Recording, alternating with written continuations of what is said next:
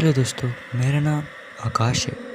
दोस्तों, आज मैं आपको एक सच्ची घटना बताने जा रहा हूँ जो हाल ही में मेरे दोस्त के साथ घटी है।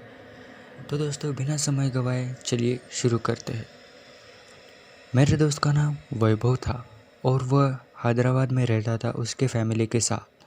गर्मी के दिन चल रहे थे और वैभव भी घर पर अकेले बोर हो रहा था।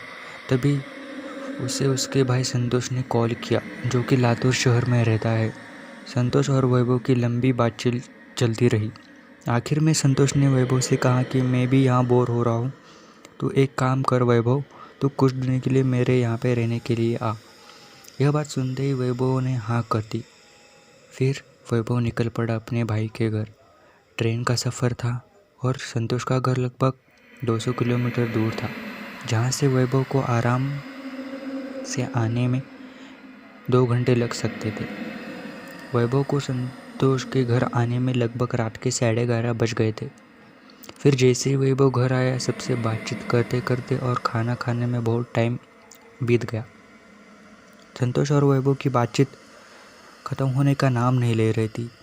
और आपको बता दूं कि जहाँ संतोष रहता है वह इलाके में ज़्यादा घर नहीं थे। कुछ 5 से 6 घर थे, जो कि अभी नया नया इलाका वहाँ पे तैयार हुआ था और वहाँ हाल ही में संतोष ने नया घर ले लिया था। संतोष के घर को मिला के वहाँ पे 6 से 7 घर थे। वो इलाका थोड़ा अजीब ही था, पर वहाँ डरने लायक कुछ भी नहीं था। संतोष और वैभव की बातचीत करते हुए लगभग 2 बज गए थे। संतोष के घर में सब सो गए थे, इसलिए संतोष और वैभव आंगन में बैठकर बात कर रहे थे।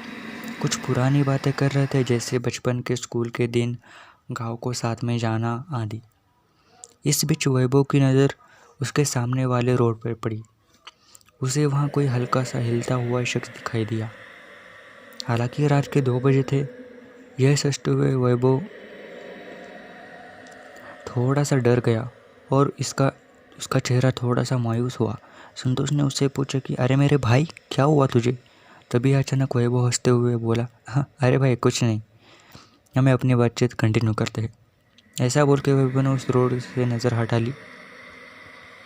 फिर आधे घंटे बाद वैभव ने देखा कि वह शख्स हिलते हुए रोड के बीच में आके रुक गया।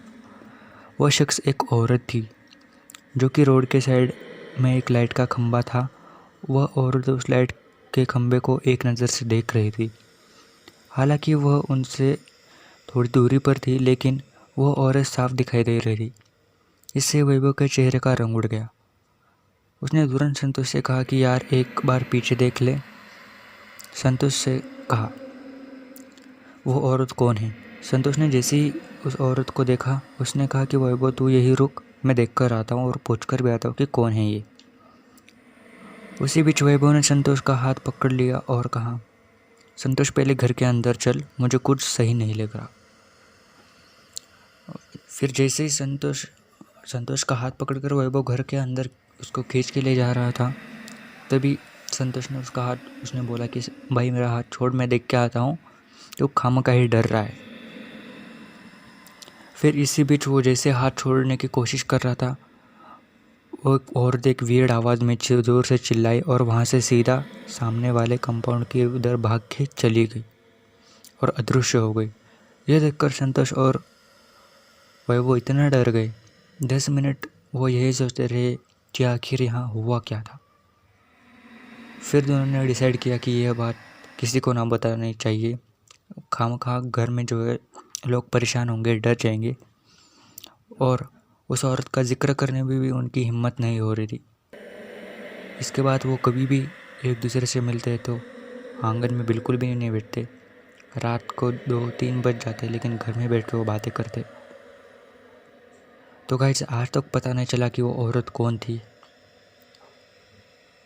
तो दोस्तों, कैसी लगी